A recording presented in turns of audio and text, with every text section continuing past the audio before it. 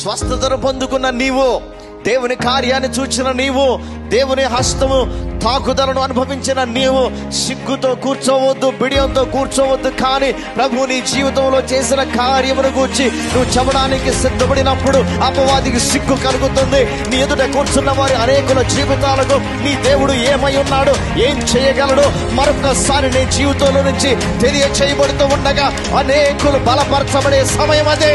నిరీక్షణ కోల్పోయిన వారు సహితము ఆ క్షణాన్ని నీ సాక్ష్యాన్ని బట్టైనా, ఓ నా జీవితంలో కూడా యేసు చేస్తాడు అని వారు విశ్వాసంతో ప్రభు వైపుకు వారి హృదయాలను ఎత్తే సమయము కావచ్చు.